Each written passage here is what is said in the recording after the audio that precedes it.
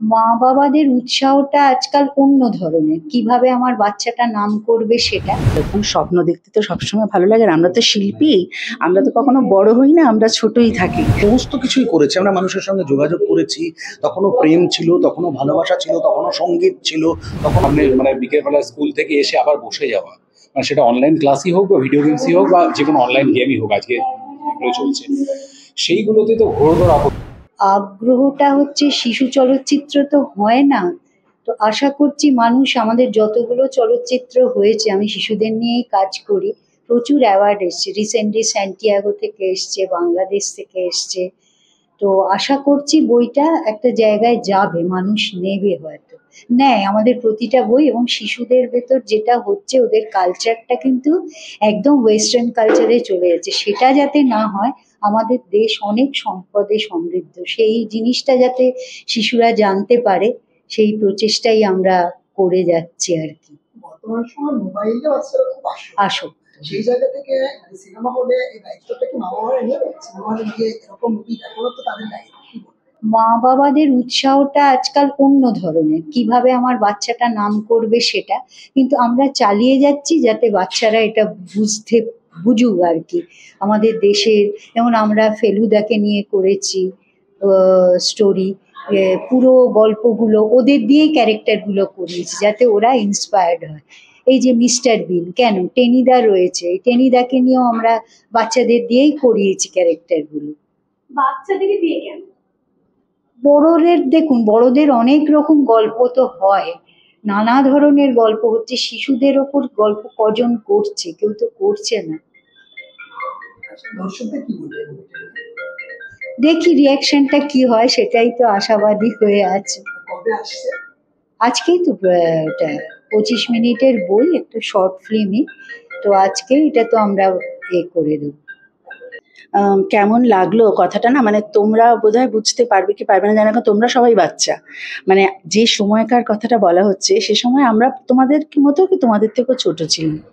মানে এই জায়গাটাতে ফিরে আসতে যে কি ভালো লাগছিল, ওই যে কথাটা এক্ষুনি ওখানে দাঁড়িয়ে বললাম, যে খালি মনে হচ্ছিল যে এটা যদি আর একটু বাড়তো, ছবিটা ভালো হতো। মানে খালি বারবার যদি মিস্টার রে, মানে প্রফেসর রে ঘুরে ঘুরে আসেন, খুব ভালো হতো। কারণ স্বপ্ন দেখতে তো সবসময় ভালো লাগে। আর আমরা তো শিল্পী, আমরা তো কখনো বড় হই না, আমরা ছোটই থাকি। সেজন্য আমরা সবসময় ছোটদের মতন স্বপ্ন দেখতে চাই।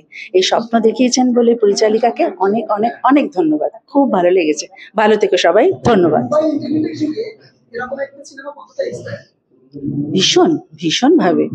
তবে কি বলতো, মানে কোনো কিছুই কিন্তু ফেলে দেওয়ার নয়, কোনোটাই খারাপ নয়, সবটা নিয়েই চলতে হবে। যেটা কাজের হচ্ছে যে পুরোনোটা ভুললে হবে না, পুরোনোটাকে নিয়ে নতুন থেকে নিয়ে নতুনের সাথে এগোতে হবে।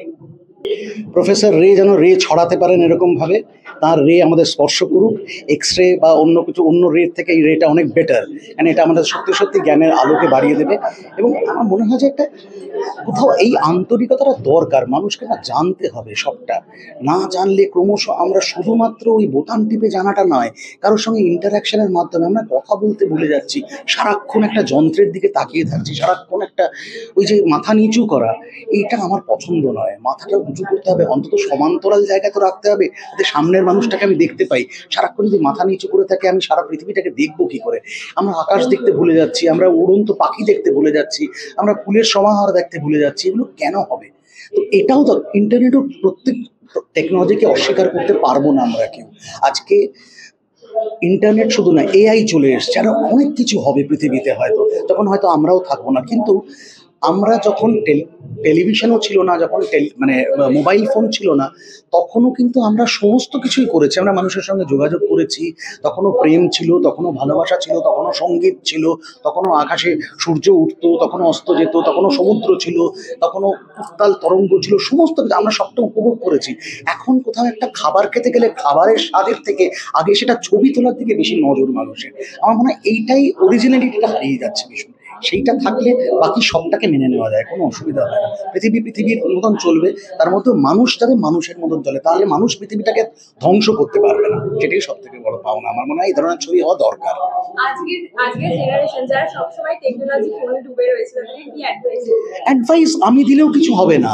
এটা সমগ্র পৃথিবীতে একটা অদ্ভুত আকার নিয়েছে, কিন্তু আমার মনে হয় অভিভাবকদের প্রয়োজন যে কোথাও একটু রেস্ট্রিক্ট করা। তাকে না ব্যাট বল হাতে পার করা, যে জায়গায় তুই খেলে আয়। আমরা পায়ে ছড়ে যেত, সেখানে নিজেরাই আইসক্রিম লাগিয়ে নিতাম, পরে এসে ডেটল লাগিয়ে নিতাম, বা আমাদের কাছে কানমোলা খেতাম, বকা খেতাম।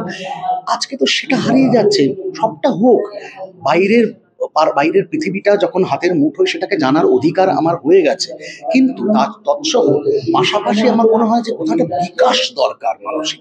শুধুমাত্র আমি যদি সবটাই খালি গুগলে সার্চ করি, তাহলে আমার নিজের জ্ঞান অর্জনটা কি হলো? ও তো টুকে পাস করা হচ্ছে, আমি দুদিন পরে সেটা ভুলে যাব। কিন্তু আমি ছোটবেলায় পড়া একটা ছড়াও হয়তো এখন মনে থাকছে আর কি, কারণ ওটা আমরা কোনো দেখে পড়িনি, আমরা মুখস্থ করেছিলাম বা মনন করেছিলাম ওটার ভেতর দিয়ে, যাপন করেছিলাম ওটার ভেতর দিয়ে, এবং সেখানে বিভিন্ন অনুষ্ঠানে হয়তো বলেছি, রবীন্দ্র জয়ন্তী হতো, সেখানে একত্রিতভাবে পাঠ করে হচ্ছে, স্কুলে বলেছি আর কি, সেখানে রয়ে গেছে ওগুলো। ওই স্মৃতিগুলো থেকে কোনোদিন কেউ ভোলে না আর কি। এখনো স্কুলের একটা বন্ধুকে যদি পাওয়া যায়, সেখানে সেই বন্ধুত্বটা কিন্তু কোথাও হয় না আর কি। তো যতই আমরা এটার উপর নির্ভরশীল হই, আসল মনুষ্যতাটা যদি হারিয়ে যায়, তাহলে কিন্তু কোনো এটাও কাজে লাগবে না, একটা সময় দেখা যাবে। মানে আমার যদিও মানে বয়স অনেকটাই হয়ে গেছে, মানে দেখতে দেখতে প্রায় 50-এ পৌঁছলাম। তা আজকে আমি মাঝে মাঝে আক্ষেপ করি, আমার নিজের মায়ের সাথেও কথা হয় আমার, যে আজকের যে জেনারেশন, মানে যারা আপকামিং যেই বাচ্চারা যারা আজকে মানে আমাদের যারা পরের আর কি জেনারেশন, তারা না কিছু পেলো না মিন্স মানে আমরা ছোটবেলায় না খেলার মাঠটা পেয়েছিলাম, এবং নানা রকমের খেলা। একটু আগে অনিন্দদা বলছিলেন যে এই যে ফিজিক্যালি ইন্টারাকশন, সেই ইন্টারাকশনগুলো এই বাচ্চারা প্রথম আমরা করোনা দেখলো, আমরা করোনা দেখলাম, কিন্তু সেখানে কি হলো, আমরা আরো ইন্টারাকশন করতে ভুলে গেলাম, বা আমাদেরকে বলা হলো যে আরো দূরত্ব বাড়াতে হবে। কিন্তু দূরত্ব কিন্তু অনেক আগে থেকে বাড়ছে। আমার বক্তব্য সেটাই, যে দূরত্ব বাড়ছে এবং বাচ্চারা কিন্তু তার সবচেয়ে খারাপ ফলটা পাচ্ছে এই দূরত্বর কারণে। এবং এই যে একটা করে বক্সের সামনে মানে বিকেলবেলা স্কুল থেকে এসে আবার বসে যাওয়া, মানে সেটা অনলাইন ক্লাসই হোক বা ভিডিও গেমসই হোক বা যে কোনো অনলাইন গেমই হোক, আজকে এগুলো চলছে, সেইগুলোতে তো ঘোরতর আপত্তি। কারণ আমরা এই যে ফুটবল, ক্রিকেট এবং মানে ব্যাডমিন্টন যাই বলুন না কেন, এই যে ব্যাপারগুলো খেলাধুলার মধ্যে যে এন্টারটেনমেন্ট শুধু নয়, আমরা যে ফিটনেসটা পেয়েছিলাম, তার রেজাল্ট কিন্তু আমরা আজও যে আমরা এখনো ঠিকঠাকভাবে অন্তত হাঁটাচলা করতে পারছি, দৌড়দৌড়ি করতে পারছি এই বয়সে। আমার খুব ভয়, আমি তাদের সবার শুভকামনা করি, কিন্তু বলছি আমার খুব ভয় এই বাচ্চাদের স্বাস্থ্য এবং তাদের মানসিক এবং শারীরিক স্বাস্থ্য নিয়ে। তা এখন থেকেও যদি আমাদের অভিভাবকরা সেটা নিয়ে ভাবতে থাকেন, এবং এই মানে খেলার প্রতি যদি তাদের অ্যাওয়ারনেস আরো বাড়ে, বাচ্চাদেরকে যদি আরো ইনসিস্ট করা হয়, ঠিক যে জিনিসটাই এখানে দেখানো হয়েছে, যে একটি বাচ্চা খেলছিল, দুটি বাচ্চা খেলছিল, কিন্তু তাদের গার্জেনই কিন্তু তাদেরকে ডেকে নিলে। তা সেই ব্যাপারটা, এই মেসেজটা যেন সবার কাছে তো গেল, এই মেসেজটা যেন আরো সবার কাছে আসে এই ছবিটার মাধ্যমে। এবং এই যে এরকম ছবি, এবং বাচ্চাদের নিয়ে কাজ তো প্রায় শেষই হয়ে গেছে, এবং আমরাও চেষ্টা করছি, সবাই যেন এই চেষ্টাটা করেন যে বাচ্চাদের কাজে যেন আরো বেশিক্ষণ সবার ইনিশিয়েটিভ থাকে, এরকম কাজ যেন আরো হয়। একদমই একমত দাদার সঙ্গে। তখন আমি মনে করি যে আমরা যে ছেলেবেলাটা পেয়েছি, এই যে ছেলেবেলা শব্দটা আমরা মনে করি, বা এখন এই মুহূর্তে দাঁড়িয়ে সত্যি কথা বলতে গেলে বিশ্বাস করি যে আমাদের জীবনের সব থেকে বড় একটা মুহূর্ত, বা সব থেকে গুরুত্বপূর্ণ মুহূর্ত, বা সব থেকে বেশি গোল্ডেন পিরিয়ড যেটাকে আমরা বলি, সেটা হচ্ছে আমাদের ছেলেবেলা, বাচ্চাবেলা, স্কুল লাইফ।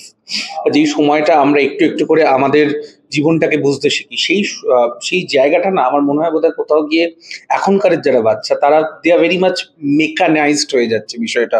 মানে সেটা শুধুমাত্র আমি তাদেরকে দোষ দেবো না, বা তাদের ফ্যামিলিকে দোষ দেবো না। তার কারণ একটা বাচ্চা যদি সে আজকে স্কুলে গিয়ে সে জানতে পারে যে তার অমুক বন্ধু সে মোবাইলে পাবজি খেলছে, এবং তার কাছে ভালো মোবাইল আছে, একটা অ্যাপেলের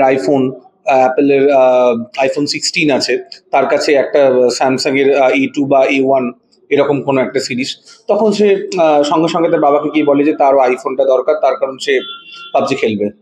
তো আমি বলছি এই পাবজিটা ওই খেলার মাঠটাকে বন্ধ করে দিচ্ছে। আমরা ক্রিকেটটা ভুলে যাচ্ছি, আমরা ফুটবলটা ভুলে যাচ্ছি, হাডুডু ভুলে যাচ্ছি, একসাথে থেকে বাঁচা ভুলে যাচ্ছি, গাছের তলায় অন্য জায়গায় আম পাড়া ভুলে যাচ্ছি। তো এইটা আমাদের ছেলেবেলাটা কোথাও একটা হারিয়ে যাচ্ছে। We are very much mechanized. এটা একটা বিষয় আমাদের। আর যেটা দাদা বললো যে আমার সব থেকে বেশি ভালো লাগে যে বাচ্চাদের নিয়ে যখনই কোনো কাজ হয়, যখন কোনো গল্প লেখা হয়, এবং তার থেকেও বড় কথা, বাচ্চাদের থেকেও বড় কথা, যখন কোনো নতুন মুখেদের নিয়ে কাজ হয়, তখন সেটা আমি আরো বেশি করে আগ্রহী হয়ে উঠি দেখবার জন্য। আর এক্ষেত্রে তো আমার আগ্রহের কারণ প্রথম হচ্ছে the title of the film, রে। তার কারণ এই রে শব্দটার সাথে আমি ওতপ্রোতভাবে জড়িত। তার কারণ আমার ইন্ডাস্ট্রিতে 6 বছরে যেটুকু নাম, মানে সামান্য নাম হলেও আমি একটা ছবির জন্য পেয়েছি, সেটা অপরাজিত 2022-এ, যেখানে আমি সুব্রত মিত্রের চরিত্রে অভিনয় করেছিলাম। এবং তারপর আমাকে লোকে দেবাশিস রায় কম, সুব্রত মিত্র বলতে শুনেছে। তো এটা একটা কারণ। আর অবশ্যই আরেকজন আমার গুরু দেবশঙ্কর হালদার এই ছবিতে ভয়েসের কাজ করেছেন। তো আমি খুব এক্সাইটেড এবং বিশ্বাস করি যে এই ছবিটি যখন ইউটিউবে আসবে, যখন মানুষজন দেখবেন, তখন সেটা ভালো ভিউ পাবে, প্রচুর মানুষ দেখবেন। এবং আমি বাচ্চাগুলোকে আমার আন্তরিক শুভেচ্ছা জানাবো এবং একসাথে বলবো তাদের বাবাদের যে এটাই যেন তাদের জীবনের শেষ অভিনয় না হয়। তারা যেন আরো ভালো করে নিজেদেরকে আরো বেশি করে শক্ত করে তুলে, বা ব্রাশ আপ যেটাকে আমরা বলি, বা গ্রুম যেটাকে আমরা বলি, সেটা করে আগামী দিনে এরা সবাই অভিনয় করুক, ভালোভাবে কাজ করুক, থিয়েটার করুক, মূল কথা শিল্পে বেঁচে থাকুক, এটাই বলবো। Thank you so much. বিনোদন জগতের সব খবরাখবর সবার আগে পেতে সাবস্ক্রাইব করুন বিনোদন চিত্র ইউটিউব চ্যানেল আর পাশে থাকা বেল বাটনটি ক্লিক করতে ভুলবেন না।